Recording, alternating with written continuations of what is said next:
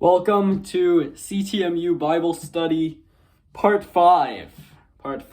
And today we're going to look over the biblical story of Cain and Abel, the first two real humans, in a sense, because Adam and Eve are descended by God or descended by one another in the case of Eve, whereas Cain and Abel are the first two biological humans in the biblical story. So it says, so the man knew his wife Eve, and knew is in a, Now the man knew his wife Eve, and she conceived and bore Cain, saying, I've gained a male child with the help of the Lord. She then bore his brother Abel. Abel became a keeper of sheep, and Cain became a tiller of the soil. So Adam, if you recall from our last video, and if you didn't watch that, I'll reiterate it here. Adam, in committing the original sin, Adam and Eve in committing the original sin of the apple, of eating the apple in the Garden of Eden, separate existence from the attribution of existence, and thus descend into a state of confusion which pervades throughout all of history. But what that entails is the improper union of heaven and earth, the improper union of and you can think of that as the improper union of meaning and fact, or the improper union of the spiritual and material, or terminal and non-terminal domains in CTMU terminology.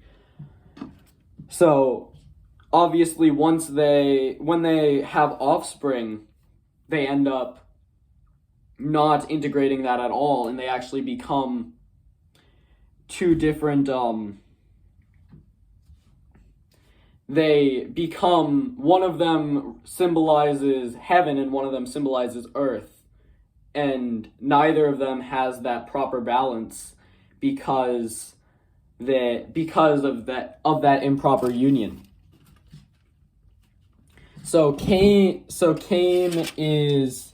Abel is a keeper of sheep, which essentially represents the heavenly domain because the sheep superimpose onto the ground, and Cain is the tiller of the soil.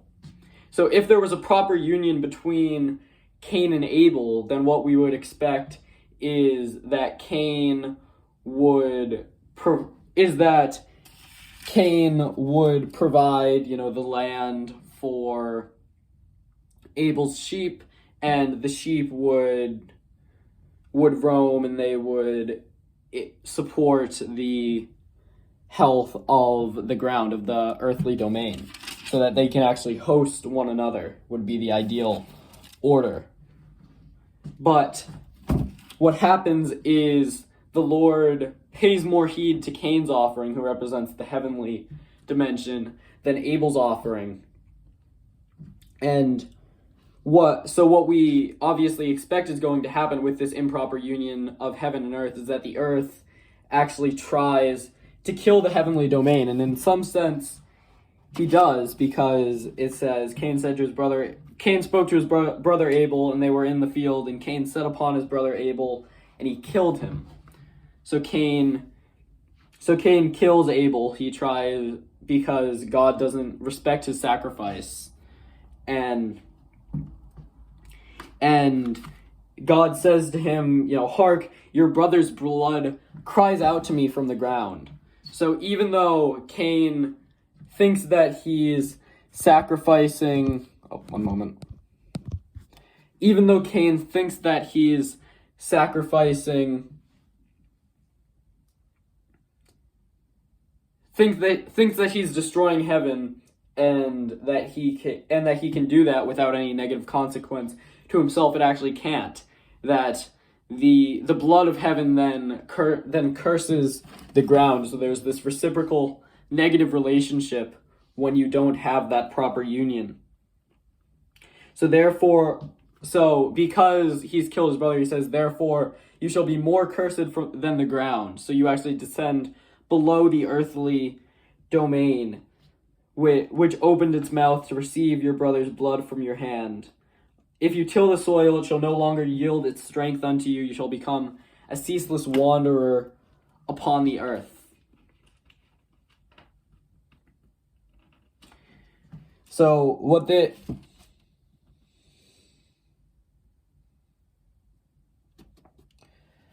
named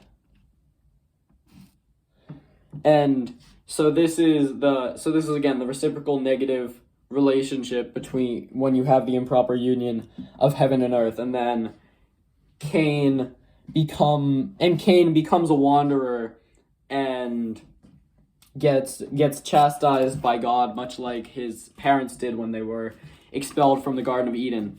But then God actually still, because God is a compassionate father in the biblical stories, still Cain says, my punishment is too great to bear, and he has this kind of dramatic monologue, anyone will set upon me and kill me. And God says, if anyone takes blood vengeance upon Cain, sevenfold vengeance will be taken against them. He gives him this mark, which means he's essentially safe from being a target of violence, even though he really deserves it. I think that's evident to anyone reading this story. So then later in the chapter, this is now chapter 4 of Genesis, it says Adam knew his wife again, and she bore a son and named him Seth, meaning God has provided me with another offspring in the place of Abel. And provided me with is Shath in Hebrew, which is connected with Seth. So it's a play on words. So God has provided me, God has Sethed me with another offspring in the place of Abel, for Cain had killed him. And to Seth, in turn, a son was born, so he's able to actually carry on the progeny of Adam and Eve. And he named him Enosh, and it was then that men began to invoke the Lord by name. So Seth is the return to the proper union between heaven and earth, and he's actually the only son of consequence in the genealogies. In the next chapter it says, this is the record of Adam's line. When God created man, he created him in the likeness of God, male and female he created them. So the reason for the sexual dimorphism is so that man can reproduce his image in a kind of fractal structure, which distributes over his offspring. So in the likeness of God, and so he can distribute the likeness of God in the consciousness which God experiences and senses and controls reality through. And when they were created, he blessed them and called them man. He called them Adam. And when Adam had lived 130 years, he begot a son in his likeness after his image, and he named him Seth. So Seth is the only one who's able to carry on the original image. And after the birth of Seth, Adam then so once the union is complete, then Adam lived 800 years and begot sons and daughters, and all the days that Adam lived came to 930 years. A good lifetime, 930 years, and then he died. And then it goes into and then the next chapter or so is all the genealogies of Adam's descendants, which we won't get into.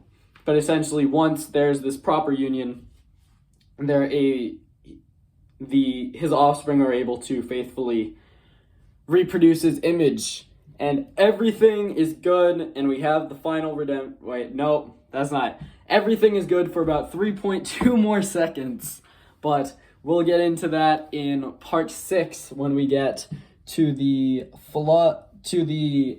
flood of Noah, and how God then sustains the transformations over time, and how his attitude towards the inherent nature of man changes as he co-evolves with the